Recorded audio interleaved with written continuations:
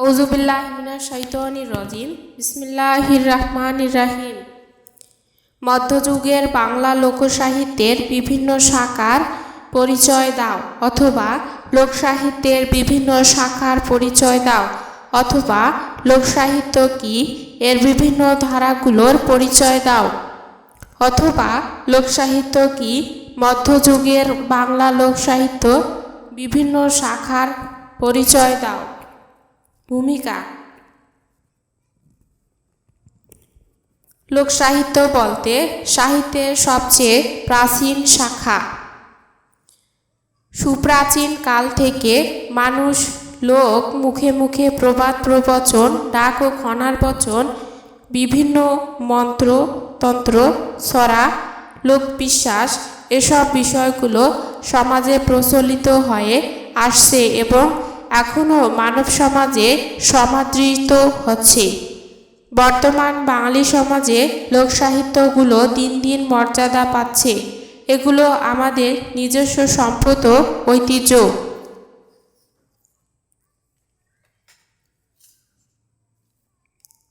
লোকসাহিত্যের সংজ্ঞা।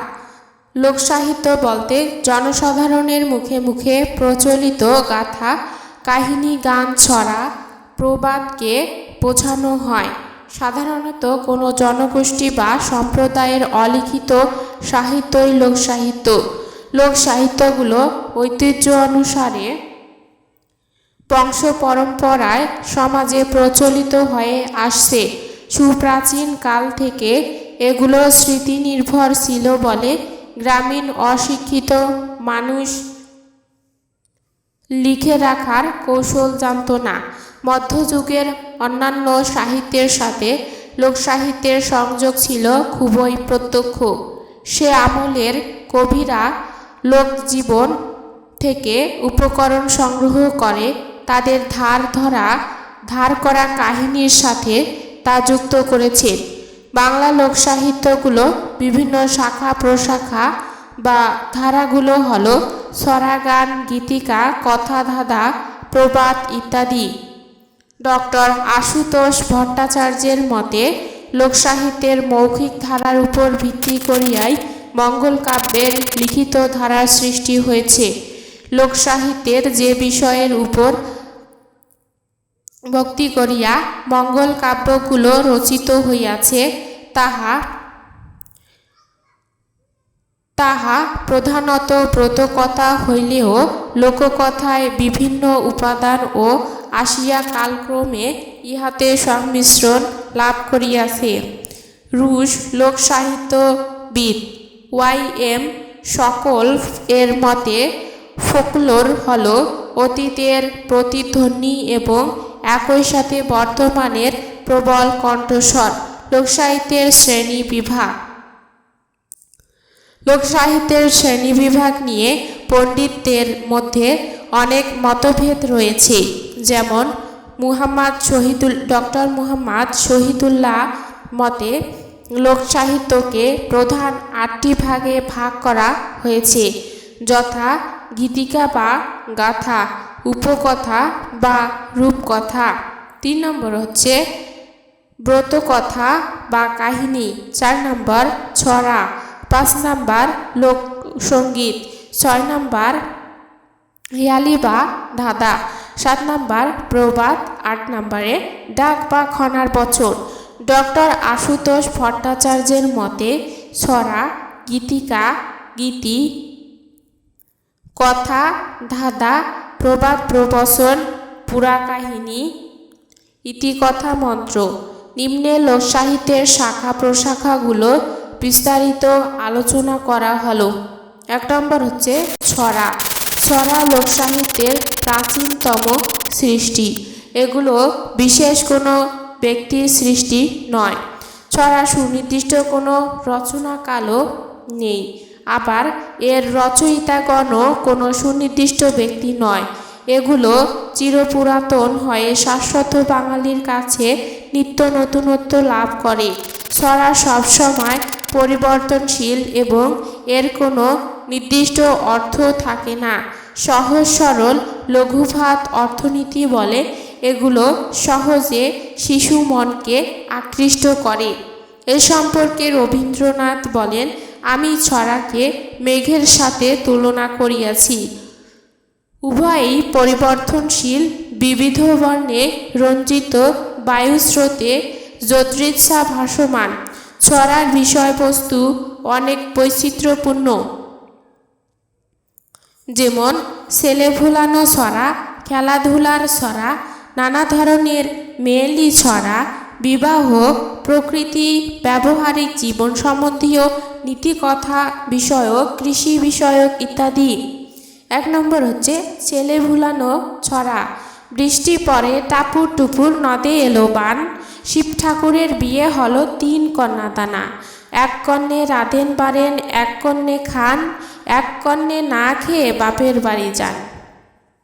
2 নম্বর হচ্ছে নীতিকথা সম্বন্ধীয়। 2 নম্বরে হচ্ছে নীতিকথা সম্বন্ধীয়। এপার গঙ্গা ওপার গঙ্গা, মধ্যেখানে চর, তারই মধ্যে বসে আছে শিব সদাগর। শিব গেল শ্বশুর বাড়ি, বসতে দিল পীরে, জলপান করিতে দিল শালিধানের চিরে। 3 নম্বর হচ্ছে খেলাধুলা বিষয়ক ছড়া। আই বৃষ্টি ঝেপে, ধান দেব মেপে, লেবুর পাতা কর্ম চা, যা বৃষ্টি ঝরে যা, খেজুর পাতা হলদে, বৃষ্টি পড়ে জল দে। 2 নম্বর হচ্ছে গান বা লোকগীতি। 2 নম্বর হচ্ছে গান বা লোকগীতি। গান বা লোকগীতি। ভাটির দেশ বাংলাদেশ, এদেশের নদ নদীতে নৌকা বাইতে গিয়ে মাঝি মাল্লারা অনেক প্রেম বিরহের গান গেয়ে থাকেন। বাংলা সাহিত্যের এক বিশাল অংশ জুড়ে রয়েছে গান বা লোকগান। লোকগীতিগুলো কোনো একটি বিষয়কে অবলম্বন করে রচিত। বাংলাদেশের লোকসঙ্গীতগুলো সুপ্রাচীন কাল থেকে বাঙালি সমাজে লোকমুখে মুখে প্রচলিত হয়ে আসছে। এগুলো আমাদের নিজস্ব সম্পদ। বাংলা লোকসঙ্গীতগুলো আমাদের বাংলা লোকগানের ভাণ্ডারকে সমৃদ্ধ করেছে।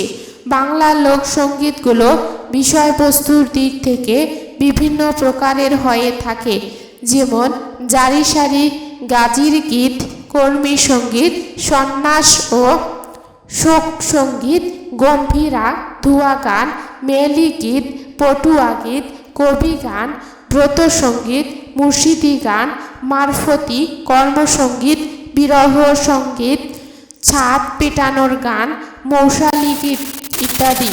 তবে অঞ্চলভেদে লোকগীতির পার্থক্য আছে।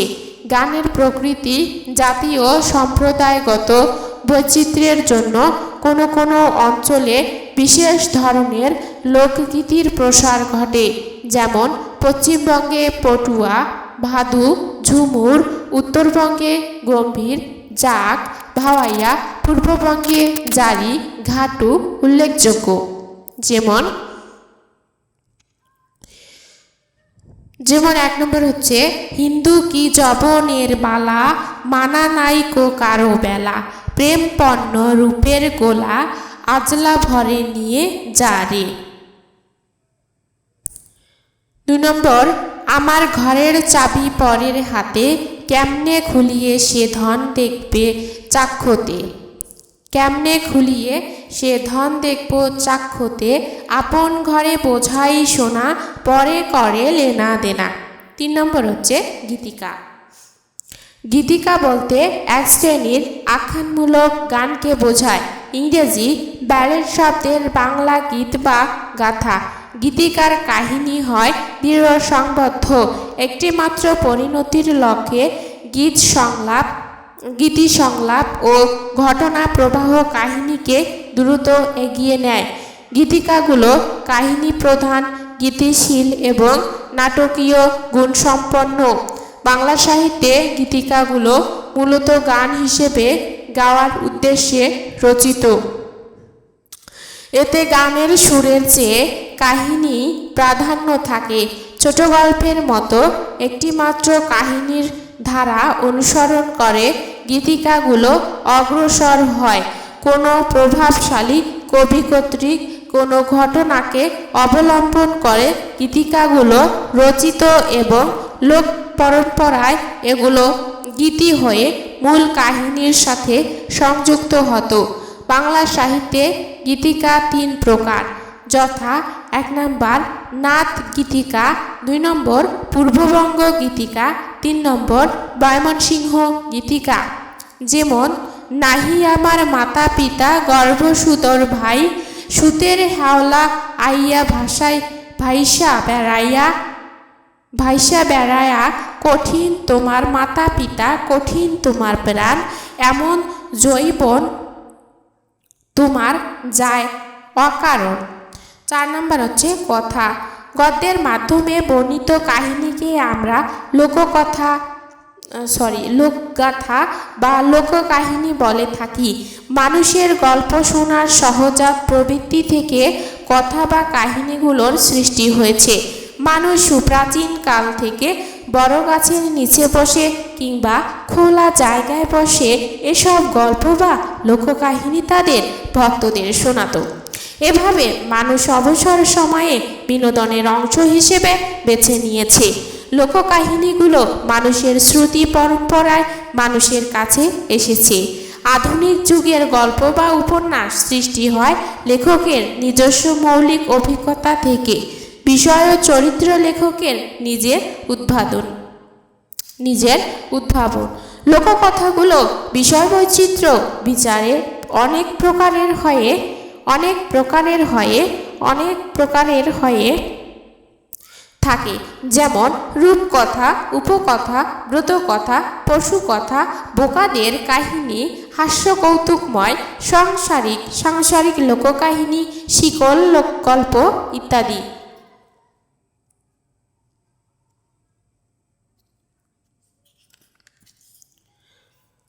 5 নম্বর হচ্ছে ধাঁধা।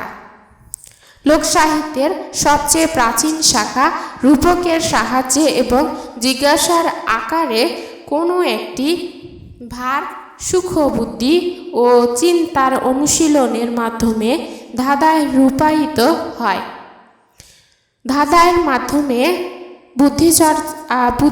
বুদ্ধিবৃত্তির চর্চা হয়।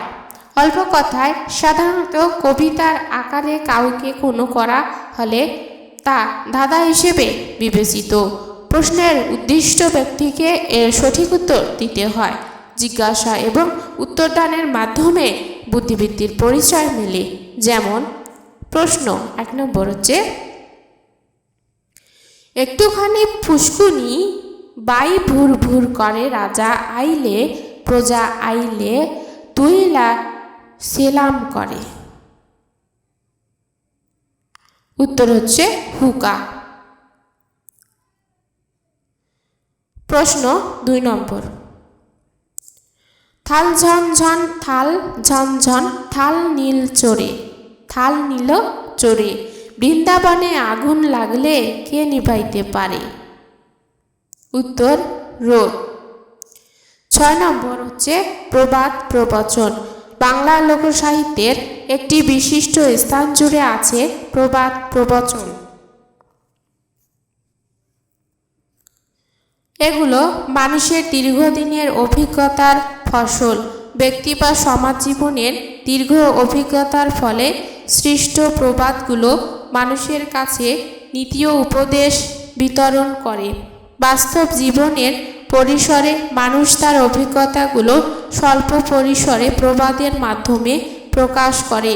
প্রবাদে আছে জ্ঞান ও সত্য প্রচারের প্রচেষ্টা আছে, বক্তব্যকে রসাত্মক করে তোলার সংযত শব্দবিন্যাস। প্রবাদগুলো বিষয়বস্তু অনুসারে অনেক ভাগে বিভক্ত, যেমন ধর্ম বিষয়ক, নীতি ও উপদেশ প্রচারমূলক, সামাজিক ও পারিবারিক স্বাস্থ্য বিষয়ক, কৃষি বিষয়ক ইত্যাদি। যেমন 1 নম্বর হচ্ছে, যদি থাকে বন্ধুর মন গাং পারইতে কতক্ষণ। 2 নম্বর, ধরি মাছ না ছুঁই পানি। 3 নম্বর হচ্ছে, আঙ্গুল ফলে কলা গাছ। 4 নম্বর হচ্ছে, পরের ধনের পোদ্দারি। 7 নম্বর, লোকমন্ত্র। লোকমন্ত্রগুলো গ্রামীণ বাঙালি জনসাধারণের কাছে সুপ্রাচীন কাল থেকে প্রচলিত হয়ে আসছে। মানুষের মনে এসব মন্ত্রতন্ত্রের বিশ্বাস চিরন্তন। এসব মন্ত্রের মধ্যে আছে ঝাড় ফুঁক, তন্ত্র মন্ত্র, তাবিজ, কবচ, মাদুলি।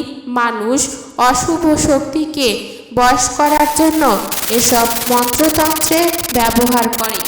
উপসংহার: পরিশেষে বলা যায় যে উপরিউক্ত আলোচনায় আমরা লোকসাহিত্যের বিভিন্ন শাখা সম্পর্কে জানতে পারি।